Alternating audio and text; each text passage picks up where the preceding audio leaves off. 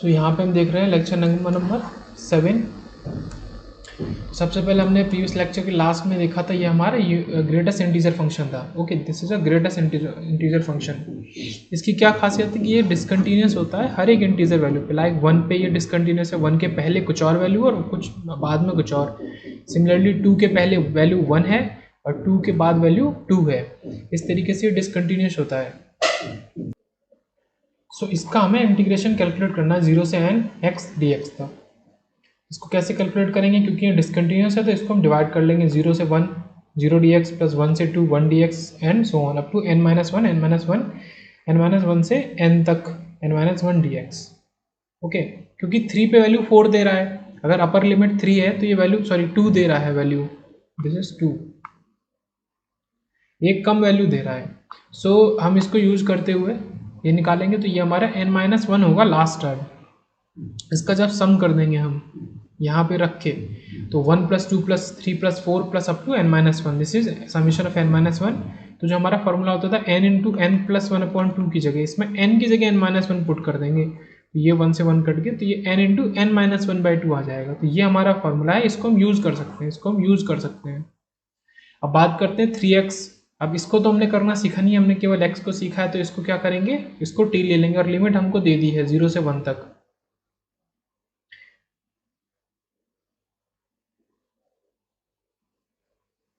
इसको t ले लेंगे तो 3dx = dt, x को 0 रखेंगे तो t हमारा 0 हो जाएगा, x को 1 रखेंगे तो t हमारा 3, तो लिमिट चेंज होगी 0 से 3 तक। अब t dt/3, ये जो यहाँ पे ये 3 था, ये dx = dt/3 हो गया, तो ये 1/3 ये पहले से 1/3 है। फिर हमने इसको वैल्यू रखी, सॉल्व किया तो हमारा आंसर आ गया 1। इसको आप देख सकते हैं, वैल्यू कहाँ रखी है, वैल्यू वहीं रखी है n × n-1, मतलब n मतलब 3, n-1 मतलब 2/2। तो ये टाइप 2 के ऊपर हमने काफ़ी सीखी थी। टाइप 1 की बात करते हैं। कुछ इस तरीके से अगर इंटीग्रल है वो 0 से इन्फिनिटी x dx/x² + 9 का स्क्वायर। सो अब इस तरीके के इंटीग्रल को करने के लिए इस पूरे को हम क्या ले लेंगे, t ले लेंगे, x² + 9 = t। सो 2x dx = dt, x = 0 अगर है तो हमारा t 9 के इक्वल इसमें रखे, x को 0 रख दो तो t = 9, x = इन्फिनिटी तो t भी इन्फिनिटी हो जाएगा। तो ये लिमिट आई, तो 9 से इन्फिनिटी हमारी नई लिमिट आई dt/2t²। ओके, अब ये जो x dx था, क्योंकि ये 2x dx था, तो हम बोल सकते हैं कि ये जो हमारा है x dx ये किसके इक्वल हो गया, dt के। तो ये पूरा x dx चला गया, बस ये 2 dt/2, तो ये 2 यहाँ पे आ गया एक्स्ट्रा वाला। सॉल्व करके आंसर 1/18। तो कुछ नहीं, सब्सटीट्यूशन करके किया है, इट इज कन्वर्जन टू 1/18। कुछ भी स्पेशल नहीं है, बस सब्सटीट्यूशन किया है। अब बात करते हैं गॉसियन फंक्शन की, सॉरी गामा फंक्शन की। उसके बाद इसी में गॉसियन फंक्शन भी आता है। So this is Gaussian function e⁻−ax²। इसको हम सॉल्व करते हैं सिग्नल के अंदर और काफ़ी जगह कम्युनिकेशन में। e⁻a मतलब किसी कांस्टेंट इनटू जो x है वेरिएबल, उसका स्क्वायर के फॉर्म में अगर फंक्शन है वो गॉसियन है। तो गामा फंक्शन हम पढ़ रहे हैं, तो गामा फंक्शन क्या होता है, ऐसे डिनोट होता है ये इस साइन से, और n ये किसके इक्वल होता है, इंटीग्रेशन ऑफ 0 से इन्फिनिटी e⁻x इंटू x की पावर n-1। मतलब जो यहाँ पे n होगा वो n हो हमको बाहर मिलेगा, ये n हमको गामा के अंदर मिलेगा, ये वाला n dx और x > 0। कुछ शॉर्ट फॉर्मूले, gamma of n+1 = n × gamma n = n⁴। अगर आपको ऐसा दिया है कि गामा ऑफ 4, हम उसको लिख सकते हैं गामा ऑफ 3+1, तो वो 3 के इक्वल होगा। Gamma of 2 = gamma of 1 = 1। Okay, gamma of 1/2 is √π। तो ये काफ़ी ज़्यादा इंपॉर्टेंट होगा, इसको देखते हैं, अभी क्वेश्चन पे आते हैं। सो ये कुछ इसी तरीके का हमारा फॉर्म है, बट उसके लिए हमें पहले e⁻−ax² को इस तरीके से ये -x में बनाना पड़ेगा। ओके, तो बनाते हैं। लेट ax² = t लिया, तो 2ax dx = dt, और यहीं से हमने क्या लिखा है कि x = √t/a, क्योंकि x ये a को उधर भेजेंगे, रूट ले लेंगे, तो x = √2t/a। अब इस सबको इसमें रखा, तो इसकी जगह क्या रख दिया हमने, t, तो e⁻−t, जो 2 ये 2a है ये बाहर आ गया, 2 ऑलरेडी था। ओके, 2 ऑलरेडी कहाँ था, वो भी इंपॉर्टेंट बात समझने की है। ये हमारी लिमिट्स माइनस इन्फिनिटी से इन्फिनिटी, और ये फंक्शन इवन है तो इसको हमने कैसे लिख दिया 2 टाइम्स 0 से इन्फिनिटी। तो मतलब एक ही बार में छोटी छोटी बहुत सारी चीज़ें लग रही हैं, बट मेन बात क्या है कि क्वेश्चन हार्ड नहीं होता, लेकिन एक क्वेश्चन में 10 कॉन्सेप्ट लग रहे हैं, 10 छोटे छोटे फॉर्मूले ट्रिक रख रही हैं जो कि आपको याद रखनी है, उसमें से सारी याद नहीं रहती तो कहीं ना कहीं अटक जाते हैं। जैसे क्वेश्चन में कुछ है नहीं, ये हमारा आया, ये हमने पहले चेंज कर दिया, तो ये जो 2 ऑलरेडी था वो, ये 2a हमारा यहाँ आ गया dt/2a, और ये जो x बचा है, ये जो x बचा है ये वाला, ये x हमारा ये आ गया। तो ये जो भी वैल्यू चेंज हुई वो मैंने दिखाई √a/t। अब हमने क्या किया है, ये 2 से 2 कट गया बाहर वाला, ये √a अपॉन ये क्या हो गया 1/√a, तो 1/√a बाहर आ गया, e⁻t अभी भी वैसा है, और ये क्या बचा t⁻−1/2 एंड इसके साथ में क्या होगा dt, ये बच रहा है हमारा। तो ये जब बचा है इसको कंपेयर करेंगे अपने गामा फंक्शन के इंटीग्रेशन से, तो क्या होता है e⁻x और x की पावर n-1, इसको अगर x को t माने तो e⁻t t की पावर n-1, तो -1/2 को हम क्या लिख सकते हैं 1-1/2, सॉरी 1/2 -1, हाँ 1-2 -1, तो ये माइनस का 1/2 देगा, और ये किसके यहाँ पे n क्या हो गया, ये n है हमारा, दिस इज n। तो क्या क्या बचा, कुछ नहीं बचा, 1/√a बचा और गामा 1/2 बचा, इक्वल टू ये √π बन गया, a पहले से था, √π/a इज द आंसर। कुछ इंपॉर्टेंट शॉर्ट और देखते हैं ट्रिक्स, ये इस तरीके से, ये इसके नीचे तो हम बात करते हैं किस किसकी, यूलर पॉइसन इंटीग्रल की बात करते हैं, -∞ से ∞ e⁻x² dx, जो हमारा गॉसियन ऊपर पड़ा था उसमें अगर हम a को 1 रखते हैं तो ये हमारा ये बन गया, तो ये सॉल्व करके आया √π/a, तो ये क्या आ गया √π के इक्वल आ गया, केवल ये चीज़, अगर a नहीं होता तो √π के इक्वल होता। अब a की जगह हमने यहाँ 1 रखा, यहाँ पे हमें दिख रहा है कि a की ही जगह हमने 1/2 रखा है, तो क्या है √π, ये क्या है √π/a, और a की जगह 1/2, तो वो 2 ऊपर चला जाएगा, तो ये बन जाएगा √2π। ये हमारा गॉसियन इंटीग्रल है, और वो ax² वाला भी हम कह सकते हैं, मतलब उसी से गॉसियन निकलता है। Okay, some constant into x का स्क्वायर, e⁻ पावर में सम कांस्टेंट इनटू x का स्क्वायर। अब ये तो इजी वाला पार्ट था।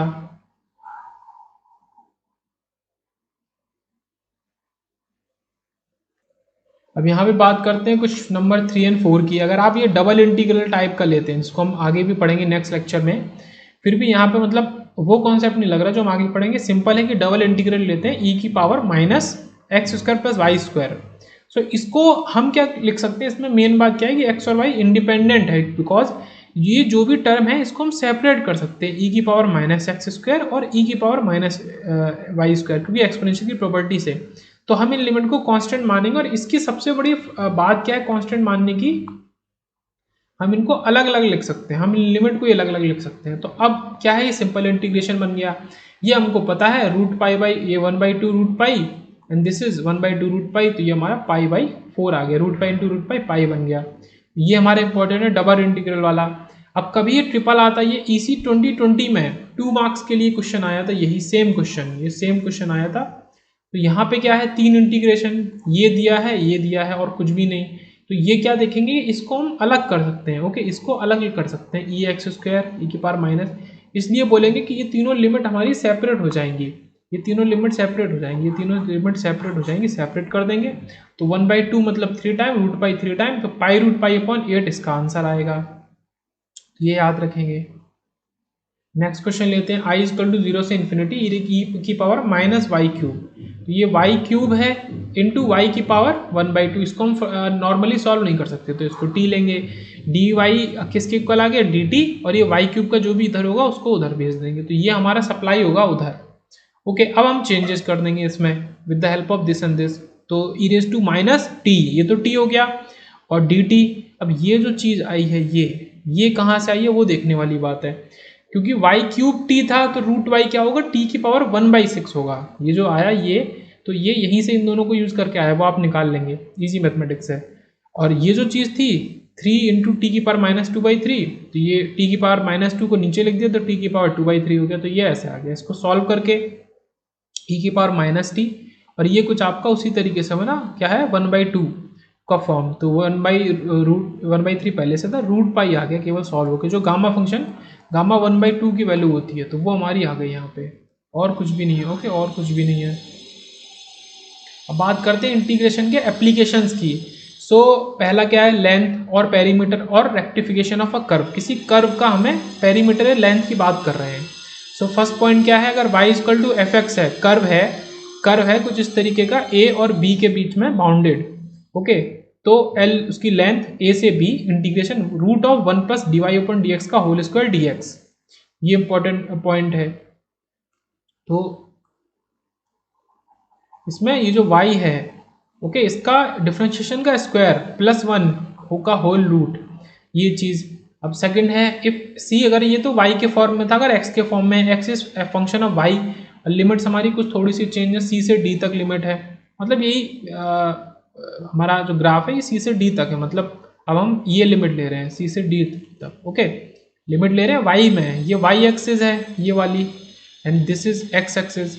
तो हमने ये लिया, तो यहाँ पे क्या होगा, dy/dx का स्क्वायर और ये dy हो जाएगा। आई थिंक ये dx/dy², क्योंकि x इक्वल टू हमारा f(y) दिया है। तो इन छोटी छोटी बातों पे गौर करेंगे। उसके बाद थर्ड फार्मूला क्या था, ये सब क्या चल रहा है, लेंथ को निकालने का चल रहा है। ओके, इफ c, इस यहाँ पे दो हमारे आ जाते हैं, ओके, एक साथ आ जाते हैं, x equal to x of t, y equal to y of t in the form of t, दोनों ही मौजूद हैं, t1 से t2 लिमिट है। ओके, तो t1 से t2 सेम वही लिमिट, इंटीग्रेशन में लिमिट लेते हैं, यहाँ पे 1 कुछ भी नहीं होगा, केवल दोनों के डिफरेंशिएशन के स्क्वायर का सम और फिर रूट कर देंगे, तो dx/dt, dy/dt और into this is also dt into dt, ये बाहर है, ये बाहर है, ये पूरा है, तो ये याद कर लेंगे।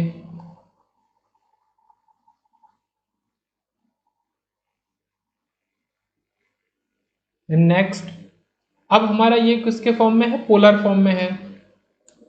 If c is r equal to f theta, r के फॉर्म में, वो जो कि फंक्शन ऑफ थीटा है, θ1 और θ2 लिमिट है, तो θ1 से θ2 √r² प्लस dr/d का स्क्वायर d थीटा। तो जहां पे ऊपर में हम लगभग ऐसी चीज कर रहे थे, वहां पे 1 प्लस कर रहे थे, यहाँ पे r² प्लस करेंगे, ये थोड़ा सा डिफरेंट है ऊपर वाली लेंथ में से। अब बात करते हैं क्वेश्चन की, find the length of curve, find the length of curve y equal to log of हमारा sec x 0 से π/4 के बीच में, लिमिट्स हैं, थोड़ा सा मैं स्पेस ले लेता हूँ पहले। ये हमारा फंक्शन है, इस फंक्शन को हमने sec x को f(x) अभी से देख लिया कि ये हमारा एक f(x) है। ओके, सो ये पूरा f(x) है पूरा, इसका हमें डिफरेंशिएशन करना पड़ेगा, और जो हमने ऊपर सीखा था, लिमिट से लिमिट के बीच में √1 प्लस और dy/dx इंटू dx, ये क्या है, y है, इसका डिफरेंशिएशन हमें लिखना है, तो इसका डिफरेंशिएशन हम करेंगे log ऑफ sec x का, तो 1/sec x, और वो sec x का फिर वो sec x tan x, तो ये केवल tan x बचेगा और tan² x हो जाएगा। इसको आप करके देख सकते हैं log ऑफ sec x का, तो ये y डैश हमने यहाँ पे लिखा है tan x का होल स्क्वायर, क्योंकि वो होल स्क्वायर मांगता है। ये बन गया, ये क्या बन गया, sec x, ये क्या बन गया, sec² x, क्योंकि इसका रूट है तो sec x। तो sec x का अब हमें करना है sec x dx equal to log of sec x plus tan x 0 से π/4। सो ये चीज़ इस लिमिट में हमें करना है। ओके, तो इसका इंटीग्रेशन ये होता है, इसमें ये लिमिट लगा देंगे, आंसर आ गया लॉग ऑफ ये √2 + 1 माइनस लॉग ऑफ 1 + 0। तो कुछ नहीं है, बस मेन फॉर्मूला यहाँ पे लगाना है। फिर से बात आई, तो ये जो टर्म है इसको याद रखेंगे, हमसे लेंथ पूछ रहा है, अभी आगे सरफेस एरिया के लिए सीखेंगे, वॉल्यूम के लिए सीखेंगे। Find the length of r, एक कर्व है, कोई भी कर्व है, फाइंड द लेंथ ऑफ, ये कर्व है a × 1 + cos θ, और थीटा 0 से π लिमिट। ओके, तो इसको हम इस तरीके से भी लिख सकते हैं कि ये एक फंक्शन है, r is function of theta, dr/dθ निकाल लेंगे इससे, तो -a sin θ। तो इसमें हमने क्या सीखा था, length, limit, okay, root of, यहाँ 1 नहीं, यहाँ पे r² रहता है, r² प्लस dr/dθ का होल स्क्वायर d थीटा। तो ये हमने r का स्क्वायर किया और ये उसके इंटीग्रेशन का स्क्वायर किया। ओके, या बोल सकते हैं r² नहीं, फंक्शन का स्क्वायर, मतलब फंक्शन आ रही है, तो a ऑफ 0 से π, अब इसको सॉल्व कर लेंगे। अब इसको कॉमन लेंगे तो ये जो ए स्क्वायर यहाँ से निकलेगा, ओके, और ए स्क्वायर यहाँ से भी निकलेगा, क्योंकि स्क्वायर कर रहे हैं तो माइनस का कोई मतलब नहीं, वो हम बाहर ले लेंगे, वो केवल बन जाएगा ए। और फर्दर हम क्या कर रहे हैं, फर्दर क्या कर रहे हैं, ये 1 प्लस कॉस स्क्वायर, तो ये कॉस स्क्वायर का टर्म निकलेगा और ये साइन स्क्वायर का टर्म है, ये तो हो जाएगा 1, तो यही चीज़ है 1 1, और इससे 2 कॉस थीटा और बचेगा। तो अब समझ में आया होगा ये कैसे किया है। तो इसको हम क्या करेंगे, अब जो इसमें क्या बचा 1 प्लस कॉस थीटा, इसमें से फिर से 2 को कॉमन ले लेंगे, जो 2 कॉमन होगा वो √2 बाहर आ जाएगा। तो ये क्या बचा 1 प्लस कॉस थीटा, और 1 प्लस कॉस थीटा को हम लिख सकते हैं 2 कॉस स्क्वायर थीटा बाई 2। तो ये हमने यहाँ पे किया है। उसके बाद इसको फर्दर सॉल्व कर लेंगे, आंसर आएगा 4A इज द लास्ट में आंसर।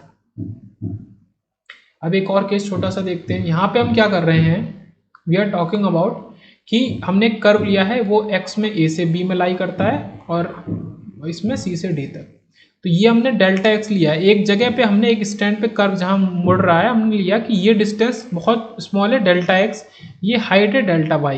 तो इसको हमने क्या अज्यूम किया है ds, ओके, ds अज्यूम किया है। अब ये ds के लिए आप क्या कह सकते हैं स्पेशली, कि ये ds इतना छोटा होगा कि ये हमें एक मतलब क्या होगा कि ये कर्व बोलो, जब अगर इसको बहुत छोटा कर देंगे तो हम ये बोल सकते हैं ना एक स्ट्रेट लाइन का पार्ट है, ओके। तो ये क्या बन गया, एक राइट एंगल ट्राइंगल बन गया। तो इसमें हमने पाइथागोरस लगा दिया, c = y = fx, ये तो कर्व है।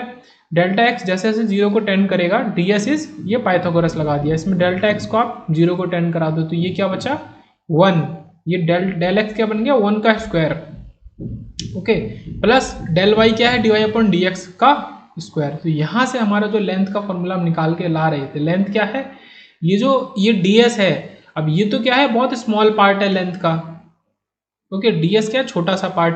अब इसी को आप इंटीग्रेट कर दो अपनी लिमिट में, तो ये आपको क्या दे देगा पूरे कर्व की लेंथ दे देगा, वो या तो स्ट्रेट हो या कैसी भी हो, ओके। तो दोनों तरीके से वो कर्व की लेंथ को हमको दे देगा। तो ये हमने यही फॉर्मूला ऊपर किया, तो ये उसका डेरिवेशन है। अनदर क्वेश्चन देखते हैं। Consider a special curve in 3 dimensional space given by parametric form, ठीक है, ये पैरामेट्रिक फॉर्म में है, मतलब सब कुछ टी में है। तो yt = sin t, cos t, xt = cos t, zt = 2t/π, 0 से π/2। एकदम से इसको देख के हमें क्या है लेंथ पूछिए, तो एकदम दिमाग में आना चाहिए कि भाई लेंथ पूछिए, गेट में 2015 में मैकेनिकल में आया है। सो लेंथ अगर पैरामेट्रिक फॉर्म में है तो उसी फॉर्मूले को हम ऐसे एक्सटेंड कर लेते हैं। वहाँ पे हमने dx² dy² के लिए निकाला था, और यहाँ पे 3 है तो dz²। तो हमने ये फॉर्मूला सीखा था dx² इस तरीके से, कुछ नहीं इसमें, बस ये और इंक्लूड कर लेंगे, कुछ ज़्यादा थोड़ी है, ये इंक्लूड कर लेंगे। तो तीनों का रूट लिमिट 0 से पाई, इसका cos t का differentiation sin t minus sin t, उसका square to sin square t cos square t, plus इसका 2t/π का डिफरेंशिएशन, केवल कांस्टेंट बचेगा 2/π, ओके, तो 4/π²। इसको फर्दर सॉल्व कर लेंगे तो आंसर ये आ जाएगा। अब देखते हैं volume of solids of revolution, okay. Solid of revolution मतलब रिवॉल्यूशन का कर्व का कर रहे हैं, तो हमें सॉलिड जो मिल रहा है उसका वॉल्यूम, ये है इसका मतलब डायरेक्टली। तो पहले revolution of curve y = fx, यहाँ पे मोस्ट इंपॉर्टेंट चीज़ है अबाउट x एक्सिस, एक बार हम निकालेंगे सेम चीज़ और एक बार अबाउट y एक्सिस निकालेंगे, तो ये याद रखने की चीज़ है। So revolution of curve y = fx और अबाउट x एक्सिस निकाल रहे हैं, ओके। तो जब x एक्सिस की बात करेंगे तो हम dx को लेंगे, ये याद रखेंगे, ओके, जब x एक्सिस की बात करेंगे। और जब y एक्सिस की बात करेंगे तो अबाउट dy, मतलब तो a से b क्या है लिमिट x एक्सिस के अबाउट है, a से b πy², क्योंकि y = fx है, यहाँ पे y² लेंगे, जो भी हमारा फंक्शन है उसका स्क्वायर और dx, ओके, y² dx, और वहाँ पे x² dy, इसी का अपोजिट। तो ये तो वॉल्यूम की बात हुई, ये याद हो गया होगा फॉर्मूला, a से b इंटीग्रेशन πy² dx और πx² dy, ये है πx² dy। अब बात करेंगे सरफेस एरिया की, जो कि सॉलिड जनरेट होगा उसका सरफेस एरिया क्या होगा, तो a से b इंटीग्रेशन 2πy, ये क्या है सरफेस एरिया का formula, okay. Surface area 2πy या फिर 2πr के मतलब कर्व है तो हम सर्किल के राउंड ले रहे हैं कुछ, तो ये क्या है πr², ये 2πr, ओके। तो ये जो कर्व है उसको हम सर्किल की एक रेडियस की तरह ट्रीट कर रहे हैं, तो 2πy और ये ds। अब ये ds क्या है ये देखना पड़ेगा, ये काफ़ी इंपॉर्टेंट चीज़ है, what is this ds, okay. तो ये फॉर्मूले निकल के आए। अब थोड़ा सा थ्योरेटिकल बात कर लेते हैं, हम कर क्या रहे हैं एक्चुअली, मान लो ये हमारा एक रेक्टेंगल है, इसको रोटेट कर रहे हैं, हम रोटेट कर रहे हैं इधर y एक्सिस के अराउंड पहले। रोटेट दिस रेक्टेंगल, तो ये क्या बनाएगा, ये ऐसे रोटेट होके ये एक क्या बना लेगा, सिलेंडर बना लेगा। ये उसका ये पूरा सॉलिड ऐसा हो जाएगा, ये पूरा सॉलिड ही है, ये सिलेंडर बना लेगा, तो हमको सिलेंडर मिल रहा है। मान लो ये कर्व है, ये कर्व है एक सर्किल, ये सर्किल है छोटे, फिर वो बड़े होते जा रहे हैं, उसको हम रोटेट कर रहे हैं, तो वो कुछ इस तरीके का वो बना रहा है। यहाँ पे एक्स इक्वल टू ए है, इस जगह इसकी सर्किल की रेडियस एक्स इक्वल टू ए है, यहाँ पे ये लाल वाली रेडियस इसकी एक्स इक्वल टू बी है, ये कर्व है y equal to f x. तो कर्व रोटेट करके सर्किल बना रहा है, मतलब ये इस जगह पे ये सर्किल बना रहा है, मतलब कर्व केवल ऊपर था। आप ये मान लो जो कर्व है वो केवल ऐसे कुछ इस तरीके के आधे पार्ट में था, वो रोटेट करके तब उसने उस जगह सर्किल बनाया। हम कह सकते हैं कर्व ये है, ये रोटेट करेगा तो सर्किल बनाएगा, कर्व ये है तो ये रोटेट करेगा तो सर्किल बनाएगा, और इनको जोड़ देंगे तो कुछ हमारा ये पूरा ऐसा सॉलिड बन जाएगा। तो ये चीज करिए, curve rotates make circle. Y को रेडियस की तरह ट्रीट कर रहे हैं, वाई एक्सिस पे जो वैल्यू है उसको रेडियस की तरह ट्रीट कर रहे हैं, बिकॉज ये आपको साफ दिख रहा होगा, यहाँ पे मान लो वैल्यू ए है, इस जगह बी है, तो ये चेंज हो रहा है।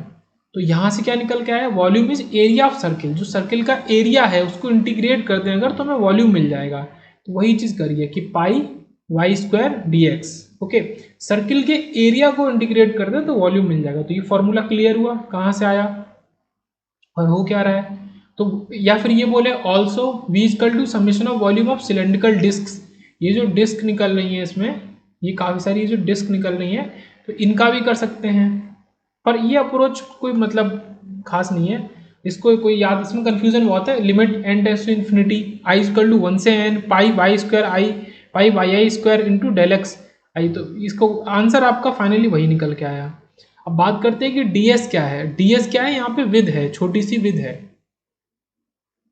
ओके। ये जो मतलब हम इस, क्योंकि ये हमारी डिस्क है तो इसकी कुछ विद होगी, और इसको जब इंटीग्रेट करेंगे उस विद के अराउंड तभी तो हमारा पूरा मतलब जनरेट होगा। तो ये चीज की बात करिए।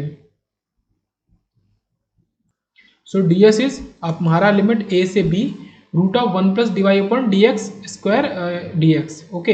ये क्या है, ds इज द लेंथ, जो हमने ऊपर लेंथ पढ़ी थी वो सेम है, जो भी ds हम यूज कर रहे हैं, जो ऊपर लेंथ पढ़ी थी वो लेंथ यहाँ पे यूटिलाइज हो रही है, तो वो लेंथ का ही फॉर्मूला है। तो वहाँ क्या होता था, a से b limit root of 1 plus, और पोलर फॉर्म में है तो आर स्क्वायर प्लस, ठीक है, और सिंपल है तो 1 plus d y upon d x square d x.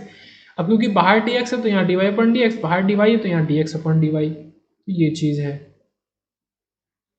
अब बात करते हैं थोड़ा सा कुछ और, अगर पैरामेट्रिक फॉर्म में है curve c is x equal to x of t y equal to y of t, तो हमारे फॉर्मूलेज में क्या चेंज आएगा, तो मैंने उसको टेबल में बना के लिख दिया, about x axis about y axis, this is volume this is surface area. तो वॉल्यूम लिमिट 1 से limit 2 pi y square d x, इतना तो पहले का है, यहाँ पे d x by d t हम लिखेंगे, और क्योंकि हम किसी ना किसी चीज़ के अराउंड हमें इंटीग्रेशन करना है तो वो डी टी है, ऑब्वियस सी बात, ये डी टी, यहाँ पे हम d y by d t लिखेंगे। तो बस ये याद रखेंगे डिफरेंट रहता है, पाई वाई स्क्वायर तो d x by d t, pi x square तो d y by d t, जिस एक्सिस के अराउंड कर रहे हैं उसके अराउंड हमें डिफरेंशिएशन करना है। सिमिलरली ये लिमिट 1 से 2 t1 से t2 2 pi Y D T, या वहाँ पे क्या होता था डी एक्स, यहाँ पे चेंज हो गया, यहाँ पे हम इसको यूज करेंगे, रूट ऑफ दोनों अलग अलग उनका निकाल के, जो हमने लेंथ में यूज किया था, जो लेंथ में यूज किया था, या फिर ये बोले कि ये है क्या, एक डी एस ही तो है ये D S D T, same चीज। अब यहाँ पे सेम फॉर्मूला रहेगा, बस ये इसमें चेंज आएगा, ये x है अगर y एक्सिस के अबाउट कर रहे हैं, ये y है अगर x एक्सिस के अबाउट कर रहे हैं। तो ये हमारा सरफेस एरिया और वॉल्यूम के फॉर्मूलेज आए। अब इसको क्वेश्चंस में लगाते हैं कि find the volume of solid of revolution of arc of ellipse, एक इलिप्स है तो इसके रिवॉल्यूशन का हमें सॉलिड जो बनेगा उसका बताना है वॉल्यूम, और कहाँ से कहाँ ये चीज़ बात कर रहे हैं, आर्क ऑफ इलिप्स की बात कर रहे हैं, मतलब इसके बीच की बात कर रहे हैं, जो इसकी ये रेडियस है माइनर और मेजर ए और बी, तो ये जो शेडेड एरिया है केवल इसी का हमें निकालना है, और ये घूम के मतलब ऊपर नीचे भी बनाएगा तो केवल इतने एरिया में ही बनाएगा। तो लिमिट ये ए से बी, ए और बी यहाँ पे क्या है हमारा 1 और 2 है, ये दिया है 1 2, ये होगा 2, ओके, ये हमें गिवन है 1 से 2, ये 1 से 2 तो 1 से 2 लगा देंगे पाई, ओके। अब बी स्क्वायर या बोला पाई वाई स्क्वायर, तो वाई की वैल्यू यहाँ से निकालेंगे तो क्या होगा 1 माइनस एक्स स्क्वायर अपॉन ए स्क्वायर और इंटू बी स्क्वायर, ये यहाँ से हमने वाई स्क्वायर की वैल्यू निकाली है ये पूरी, ओके, कंफ्यूजन नहीं करना। तो ये आया, इसको फर्दर सॉल्व कर लेंगे तो आंसर कुछ ऐसा आएगा। Very easy resolve. अब यहाँ पे बात करें छोटे से पॉइंट की कि रिवॉल्यूशन ऑफ अगर क्वेश्चन में आपको कर्व देता है या रिवॉल्यूशन ऑफ एरिया देता है, दोनों एक ही बात है। रिवॉल्यूशन ऑफ कर्व बोले या रिवॉल्यूशन ऑफ एरिया बोले, मतलब वो वही वॉल्यूम पूछना चाह रहा है, एक ही बात है क्वेश्चंस में अगर आता है तो। नेक्स्ट देखते हैं, the volume generated by revolving the area bounded by parabola. एक पैराबोला है, okay, y axis and lines y axis के बीच में और इस लाइन के बीच में, y इक्वल टू -4 से 4 अबाउट y एक्सिस, इसके बीच में जो कर्व पैराबोला है उसका हमें वॉल्यूम बताना है। मतलब ये कुछ ऐसा है, तो यहाँ तो इजी है, -4 से 4 पाई, और जो हमारा फंक्शन है उसको लिख देंगे। तो x dy लिखेंगे, तो यहाँ से x को निकालेंगे तो क्या हो जाएगा, y²/8, या फिर x² मतलब y की पावर 4/64। फिर इसको सॉल्व कर देंगे, इसका आंसर तो आसानी से आ जाएगा। ओके, π/32 या y की पावर 5/5, दिस इज मल्टीप्लाई, ये π/32 बाहर वाला, ये हमारा ये कांस्टेंट है, और ये y की पावर 4 बना बिकॉज, ओके, तो इस वजह से, क्योंकि x क्या है, y²/8, तो x² क्या है, y4/64, ये चीज। अब ये क्वेश्चन तो इजी था। अब एक क्वेश्चन है जो थोड़ा सा मतलब इससे अपर लेवल का है, बोल सकते हैं कि the volume generated by revolving the area bounded by the curve and the line. यहाँ पे एक लाइन दी है, ये हमारा कर्व है, क्या है, पैराबोला है, y² इक्वल टू 8x। तो यहाँ पे भी वही चीज आ रही है कि x इक्वल टू y²/8, या फिर x² इक्वल टू y की पावर 4/64, ये सेम चीज है। तो यहाँ पे निकालना टेक एरिया, तो इसके बीच में जो एरिया बनेगा, मतलब ये एरिया हमें निकालना है। ओके, और लिमिट कैसे निकलेगी, लिमिट क्या करेंगे, जब इस x को इसमें पुट कर देंगे, इस x को इसमें पुट कर दिया, y² इक्वल टू 8 × 2, तो हमारा y के लिमिट आई -4 से 4, तो -4 से 4 लिमिट आई, जैसा ऊपर था, बस इसको हमने खुद निकाला यहाँ पे x को 2 पुट करके इस इक्वेशन में। ओके, बट यहाँ पे एक प्रॉब्लम है, ये जो वॉल्यूम देगा ड्यू टू पैराबोला, मतलब -4 से 4 πx² dy, और x² की जगह हम वैल्यू रख देंगे, तो वो तो हमारे पास है। बट ये जो वॉल्यूम देगा ये पूरी देगा, पूरी मतलब इसके संग जो ये जो चीज़ बच रही है, ये जो एक्स्ट्रा एरिया बच रहा है, ये जो एक्स्ट्रा एरिया बच रहा है, इसको भी देगा। हम जो इसको लगा रहे हैं, क्योंकि हमने इस लाइन और इसके बीच में बोला है, इसको भी देगा। और हमको ये ब्लू वाला चाहिए, केवल अंदर वाला, revolving the rectangle which include both areas. Okay, तो ये क्या बन गया, ये पूरा रेक्टेंगल बन गया एक, तो ये हमको दोनों एरियाज देगा, इसको रिवॉल्व करके हमें एक सिलेंडर मिल जाएगा। तो इस क्वेश्चन को समझते हैं कि इसका आंसर निकालेंगे कैसे, वो देखते हैं। So volume of due to parabola केवल हम निकालें अगर, तो वो मतलब वैसे तो πx² dy -4 से 4 होगा, लेकिन हमें क्या निकालना है, ये ग्रीन वाले पे गौर करें हम, ये ग्रीन वाला है टोटल, और हमें जो चीज़ निकालनी है, अगर ग्रीन वाले से हम इस येलो वाले को घटा दें, इस पिंक वाले को घटा दें, दिख रहा होगा ये पिंक वाला, ये इसको घटा दें, सो हमें क्या मिल जाएगा, ये ब्लू वाला मिल जाएगा। ये हमारा क्या है, रिक्वायर्ड एरिया है, रिक्वायर्ड आंसर है। सो हमने क्या किया, टोटल जो हमारा निकलेगा, जो इस फॉर्मूले जो हम फॉर्मूला यूज़ कर रहे हैं यूजली, तो उस वो हमें टोटल निकाल के देगा, उससे हमें ये घटाना पड़ेगा। अब ये आपको दिख रहा होगा, ये कैसा बन रहा है, ये कोन बन रहे हैं, ये 2 कोन बन रहे हैं ऊपर नीचे। ओके, ये साफ दिख रहा है कोन, तो हमें ये ब्लू वाला चाहिए केवल पैराबोला की वजह से, वो भी सॉलिड का वॉल्यूम, तो इससे इसको घटा के ये हमारा आंसर आया। ओके, ये यहाँ पे समझने की बात है, इंपॉर्टेंट। अब एक क्वेश्चन और लेते हैं। पैरामेट्रिक कर्व दिया है, x equal to cos of πu/2 और y sin πu/2, ये दिया है, x equal to cos πu/2 sin πu/2। Okay, u 0 से 1 है, ये लिमिट है।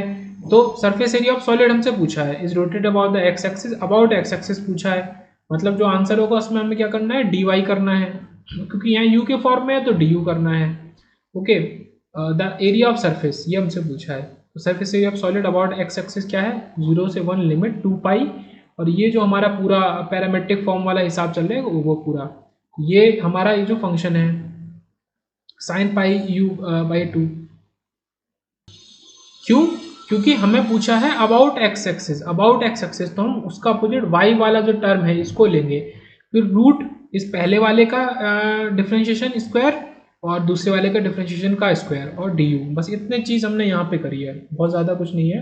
ये किया, ये हमने क्यों लिया, ये हमने वाई वाला लिया और इसका डिफरेंशिएशन और इसके डिफरेंशिएशन दोनों का स्क्वायर का प्लस और रूट, इसको फर्दर फिर सॉल्व कर लिया हमने, आंसर आ गया 2 पाई। और ये तो सीधे सीधे मेथड से, और किस तरीके से कर सकते हैं, let theta equal to pi u by theta, जो हमारा पाई यू था ये पाई यू बाई 2, तो जो हमारा पाई यू बाई 2 था उसको हमने थीटा मान लिया।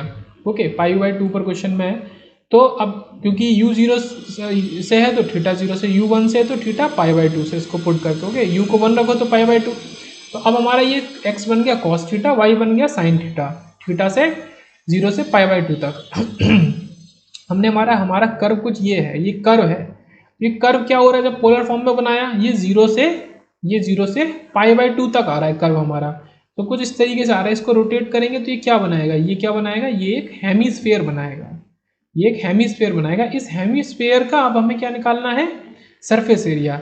तो अब हम मतलब सिर्फ डायरेक्ट हेमीस्फीयर के सरफेस एरिया का फॉर्मूला लगा के और इसको निकाल सकते हैं, 2 पाई 1 का square 2 pi, 2 pi is answer जो पहले भी आया था।